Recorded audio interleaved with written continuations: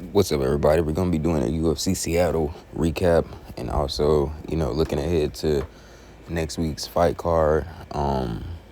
Crazy fights that happened this week. Breaking down the main card. I think that Terrence McKinney with that knockout. I think he deserves to get a shot at least to fight somebody to put him in position at least for a BMF title. I mean, we talk about Justin Gaethje, but let's be completely honest. Terrence McKinney is the most violent fighter in the UFC, perhaps in UFC history. I mean, just his mentality alone. You could look at his record.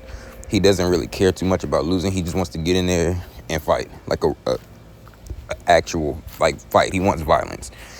So if you ask me, I think that McKinney did enough to at least put himself in a position where he can get an interesting matchup. I mean, you can't have a guy going out here and finishing his fights in under a minute and not put him at least on a, we should see him at least on a main card. I think that, of course, he's gotten caught, but his fighting style, it doesn't really groom for back and forth technicality. He wants to get in there and find your chin. And once he gets you down, he's going to finish. So I think that's what people want to see on pay-per-views. That's what people want to see in the main event. I mean, yeah, I think it's time to kind of give him his flowers. I mean, the dude's, I think 18-7 or something like that. So it goes his way more than not. I would at least give him a shot. Maybe Jean Silver. Some kind of just something to recognize what he's doing is special. You can't have a guy putting people down every fight he's in. It's either he get killed or he's gonna kill somebody. So it's just I personally think that he deserves an upper fight. Maybe even a Drew Dober. Let him get in there and see what he can do against a Drew Dober. But yeah, and I think that once he gets that taste of the upper level, I think that he'll probably start taking it a little more serious. Maybe we'll see him grow in different ways. But let's not forget, he has excellent wrestling. He has excellent striking. And I just think it will be an interesting matchup to see him be able to fight one of the top dogs. And that's it.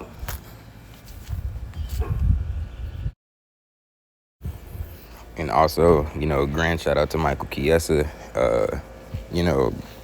Rear naked choke win against Nico Price. And he said that this is what's crazy, that Michael Chiesa said that this was the best that he's felt going into a fight. This is the most serious he's taken a training camp going into a fight. So, and it's just funny to see how easy he beat Nico Price, which Nico, I think his real strength would be his durability and ability to sometimes take damage. I think his jaw might be gone, but, usually he's at least in the fight. So, until he's not in the fight no more. But we saw Michael Chiesa take him down and put him down easy and, choke him out pretty easily. And it just makes you wonder if he prepared like that for all of his fights, how things would go for him. So, again, just one of those things, congratulations to him. Great career. Ultimate Fighter winner.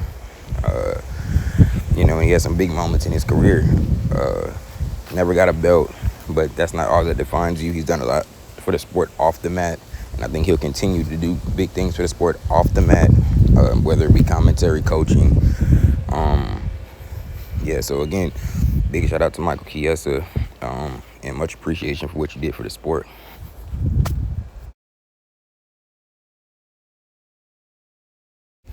Oh, and another fight I needed to talk about was the Adrian Yanez Ricky Simon fight. I mean, come on, UFC. It's not really the UFC's fault. It's the commission's fault, but come on now, guys. You got to have a review system, or you need to have somebody that can overrule that kind of stuff. Like, when it's obvious, it's obvious. You have 3 judges score this fight. None of them scored it the right way. That can be damaging to your name, to your brand. And think about your fighter who is putting his trust in you to take care of him and his craft. And, he goes out there, prepares, goes out there and fights, wins the fight, and then doesn't get the win. So, I'm not sure. The criteria, I think, if it goes to decision, is supposed to be based off of landed strikes and damage are supposed to be the main thing, and then aggression. So I think Adrian Yanez had the most in all 3 of those subjects. It sucks for him because he would have been fighting upwards, but it is what it is. Maybe the UFC will still give him a good shot going forward. But I would like to see Adrian Yanez fight some of the upper competition. Maybe a Song Yadong, Rob Font, something along those lines, even a Vicious Oliveira, whatever his name is, Mario Batista, he needs to be fighting somebody like that. But that was horrible. Moving on, though, a quick little preview of this week's upcoming UFC fight card. Moicano versus Duncan. I think that's going to be a hell of a banger. And this is a sleeper card. Looking at the card, not too many big names on it. But if y'all remember, during the COVID time, some of those little fight nights at the Apex, man, some of those were some of the best fight nights we saw, as far as quality of fights. So, I'm not saying that it'd be one of the best cards of all time, but there's some fights on this card worth watching, especially on the main card. They have some undefeated prospects. This is more of a prospect, I think, card, and I think you're gonna be a little bit more impressed than what you think come Saturday night. But just touch base on the main event, Moicano versus Duncan. I think that this is gonna be right now. It's a pick'em fight. These guys, I believe they were supposed to fight before. Chris Duncan. He's a finisher. He looks for the finish. Moicano, more of a technical fighter. He'll go for the finish if you present it. But we're gonna do a lot more breaking down on this fight, man. Y'all tune in to Nick Picks. And I hope you have a good week. We'll be back with y'all on Thursday.